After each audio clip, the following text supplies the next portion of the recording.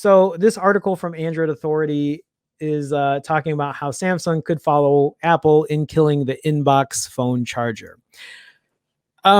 This conversation had to be had, and it's not a conversation that I really care to talk about just because it's kind of divisive. But okay, so let's start with Apple. There has been a lot of talk that the next iPhone isn't going to have earpods, right? Like wired earbuds or earbuds in general. And it's not going to have a charger in it. Apple has already removed things like the dongle, right? So you can't use, you have to buy a dongle separately if you want to use a 3.5 millimeter wired earbud. But apparently they're not going to have, a lightning earbud connector or a wired set of lightning earbuds.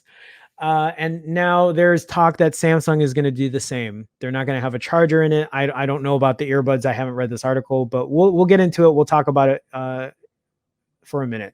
So Samsung could sell smartphones without chargers as early as 2021. Rumors point to Apple also possibly dropping the charger from the iPhone 12's box. It could mean lower phone costs, but higher accessory prices. So before I even go into that, let me, I meant to switch it this way. I see a super chat here. I'll get into that in a second. Thank you, Brian, by the way. But what I want to talk about is how I feel about not having a charger or not having a pair of earbuds in these phones. As someone in tech, right? As someone that buys a lot of phones, I couldn't care less. I really couldn't. I don't want a dinky 5-watt charger when I buy an iPhone 11, right? I don't want that. I wouldn't use it. I have no need for it. I have a lot of chargers that sit in a box right now and they're just collecting dust. That's me because I buy a lot of phones. I do tech reviews. So for me, it's really not that big of a deal. But and I say the same with wired earbuds. I have my own pair of wired earbuds, a 3.5 millimeter wired pair, and then I have a pair of AirPods. So I'm okay when it comes to that kind of stuff. But what I want to talk about though is for people who don't buy phones that often. This is an issue for them. This is an issue where they feel like they might be getting cheated, especially if they only have one charger and they expect to have it in there or a pair of earbuds so they can talk, on the phone with a wired connection or listen to their music. I think that's part of the experience is having that. An argument can easily be made saying, well, who cares?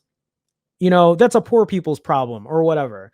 And I think that's a cop out, right? I don't like that answer. I'm not saying that a company needs to do it, that they need to always include a charger and a pair of earbuds or whatever. But I think to respect for the consumer, then you go ahead and you make sure that you let them know that none of that is going to be in the box and that they're going to need to spend money to pick one up or at least have one already. There is one bigger point I want to make when it comes to that, but we'll talk about that in a second because let me get through this article. When rumors emerged that Apple would not bundle a charger or earpods with the iPhone 12, many probably chalked it up to Apple being Apple. Now it seems that Android manufacturers may be adopting a similar strategy. According to Korea's ET News, Samsung is considering selling its smartphones without inbox chargers from as early as next year. While the Korean manufacturer hasn't confirmed the news, it's possible that keeping costs down could be one reason for the decision. And that's the big point I want to make here. I want to talk about money when it comes down to this. Smartphone prices have skyrocketed in the past decade thanks to higher hardware prices. The S20 Ultra launched at $1,500, with many other manufacturers pushing and breaking the $1,000 barrier with their current flagships. Companies like Apple and Samsung could also use the excuse of users having legacy power adapters from previous phone purchases. That might be true for some enthusiasts, but new entrants into the smartphone space may not be in the same position. And there you go. You could also argue that eliminating inbox chargers is just another accessory cash generator for the company. Samsung has previously come under fire for selling a $50 45-watt fast charger for the Galaxy S20 Ultra, while only including a 25-watt charger in the box. And that's weird, right? That really doesn't make sense. You're going to go ahead and you're going to tout that your phone comes with a 45-watt fast charging capability, but you're not going to include that when you're spending $1,500 for a phone. I feel like people are getting cheated in that scenario. So ditching the charger could further normalize the practice of charging excessive fees for essential accessories. It likely won't lead to noticeably cheaper phone prices either, just more expensive power adapters. And then there's a poll. I'm not really going to get into that right now, so here's what I want to talk about. I see this in two different ways, and kind of like what I was talking about earlier. People might not be buying phones that often, so they need a charger. They need these other accessories that come with the phone. Now Apple is talking about getting rid of it. Samsung's talking about getting rid of it. And they're saying they might be getting rid of it because it'll save them money, right? It'll save money on the price of the phones. You can also argue there's an environmental issue with that as well, which I feel like is fair. If you're not going to use it, then why are you going to, you're just wasting more electronics at that point.